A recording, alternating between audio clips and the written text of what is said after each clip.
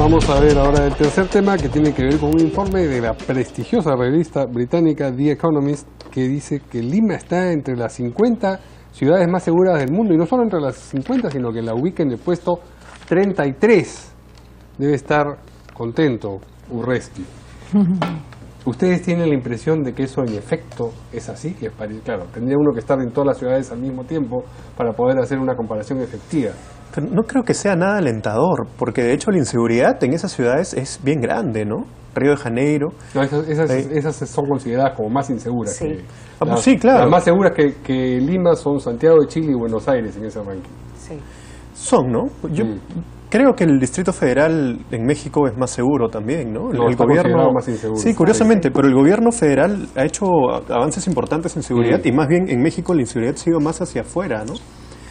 No creo que sea alentador, creo que en todos los países hay una inseguridad bien fuerte, ¿no? Salvo ciudades como Montevideo, Santiago. Bueno, es decir que podrían estar las ciudades, digamos, dentro de este ranking una muy cerquita de la otra. Yo creo que hay una inseguridad general en América Latina, en muchas ciudades. A mí me sorprende la diferencia entre Santiago de Chile en el 28 y Lima en el 33, por ejemplo. Pensé que era mayor la distancia, pero Buenos bueno. Aires está en 31. Sí, y Buenos Aires está en 31, entonces... Sí. Bueno, yo creo que de todas maneras es una buena noticia, sobre todo si es que lo enfocamos en el tema de turismo, ¿no? Porque para el turismo, y esta revista es leída en el extranjero, para el turista que viene o está pensando en venir al Perú, es una noticia alentadora y hay que reconocer que esto puede ayudar para que los turistas puedan decidir entre una ciudad u otra. El tema de seguridad es algo que es muy tomado en cuenta por ellos, pero al igual que mi colega, yo creo que no es muy alentador, ¿no? O sea, México y obviamente las ciudades en Brasil son mucho más peligrosas que nosotros. Ahora, pero lo que importa es la sensación de inseguridad o la inseguridad que vivimos los ciudadanos día a día. Las imágenes que tenemos a diario son espeluznantes, son terribles. Y si nosotros vamos a las encuestas, la gran mayoría de peruanos cree que la inseguridad es el peor de los problemas en este gobierno y esto no es una buena noticia para nadie. Yo creo que no hay en estos momentos un ciudadano peruano que se sienta seguro ni siquiera en su propia casa. Claro, estamos apuntando a otra cosa, estamos apuntando de que aún en comparación con otras ciudades el resultado no es catastrófico como se nos ocurriría.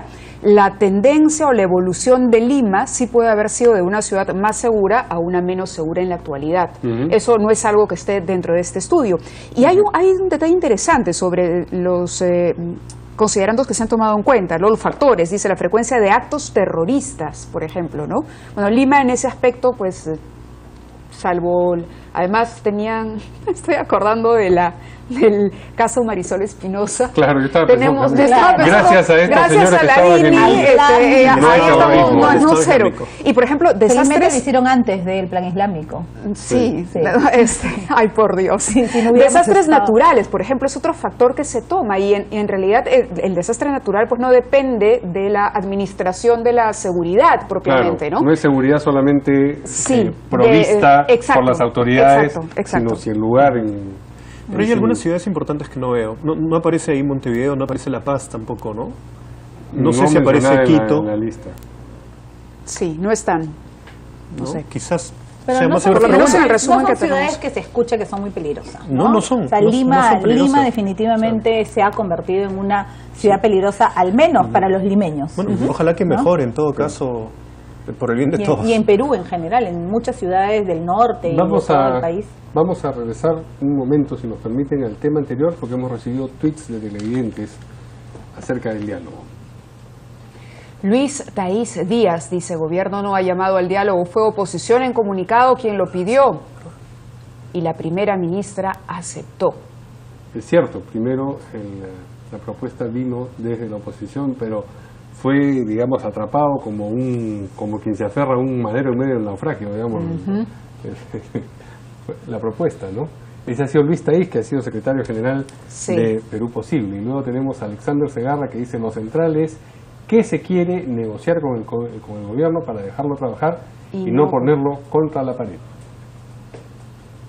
Bueno, Luis Taís ha sido firmante de ese comunicado, además, ¿no? Y efectivamente, aquí se ha agarrado en la tabla de salvación que se le dio y han pedido un diálogo porque se ven totalmente perdidos. No nos olvidemos que más allá del diálogo y que nosotros le estemos pidiendo al presidente que cambie sus ministros por el bien del país, por el bien de su gobierno, por el bien justamente del consenso, el Congreso, la oposición cada vez tiene más votos y podríamos censurar al gabinete, lo cual sería mucho peor. Entonces lo mejor sería efectivamente que el presidente ponga las barbas en remojo, más o menos piense ¿No hay bien, cierta arrogancia en la que- oposición justamente por la situación que está viviendo el gobierno y por todos los casos que han caído uno tras otro, las deserciones en la bancada, en fin? ¿No hay esta cierta arrogancia? Yo recuerdo el día que de la derogación de la norma, salían muchos representantes de la oposición, esto es un triunfo. No era un triunfo de la oposición, era un triunfo de la masa que se había volcado a las calles. Yo creo que es una lástima realmente que el gobierno esté en esta situación. Yo creo que nadie quiere que estemos pasando por esta situación. Esta es una situación que el mismo gobierno ha generado. Como bien dice Sergio Tejada, no tienen diálogo ni siquiera al interior y estas son consecuencias no de la oposición. O sea, este gobierno es un desastre en muchos aspectos, no por culpa de la oposición, es porque no tiene las personas capaces como para llevar adelante este gobierno. Entonces no es arrogancia, es más bien una exigencia de parte de la oposición, que es nuestra obligación, de cambiar a los ministros para el bienestar del país. ¿Quién se ve desde el gobierno al cual usted ha pertenecido hasta hace tan poco tiempo como el líder de la oposición? ¿Keiko Fujimori o Alan García? Es difícil decirlo, ¿eh? Bueno, un esfuerzo, ambos pues. están en la oposición. Keiko no es una persona que aparezca frecuentemente en los medios ni en las coyunturas, ¿no? Sale muy poco. Digamos, García tiene más presencia. Pero también hay una oposición en las calles, ¿no? No solamente son esos dos líderes políticos que para nosotros eran cuestionables las posiciones que tenían. No se escuchaba por aquí, pero tampoco se ha escuchado a las calles, ¿no? Y a mí me parecía más importante, francamente, tender puentes con la población que expresaba su malestar. No nos olvidemos que Ana Jara en la última comisión permanente, donde ya había pedido diálogo, estuvo muy agresiva. Y lamentablemente esa no es una Cuando actitud le dijo el problema una de comprensión persona. lectora a Sí. Juan Díaz Dios. No solamente en ese sentido, ¿no? En sus declaraciones, su tono de voz a la hora que sale ella del Congreso y le empiezan a entrevistar, definitivamente no ha tenido una actitud de consenso, ni siquiera en la última comisión permanente. Y luego ha dicho que quiere diálogo. Entonces nunca le A entendemos. veces, a veces se comprende, ¿ah? Porque sí es muy agresiva a veces la participación de los congresistas en el Parlamento, ¿no? Cuando un ministro. Y en el caso de Ana Jara, pues Díaz Dios le sacó un notición de la revista Vela Verde que resulta que era la parte cómica, ¿no? Y evidentemente le molestó.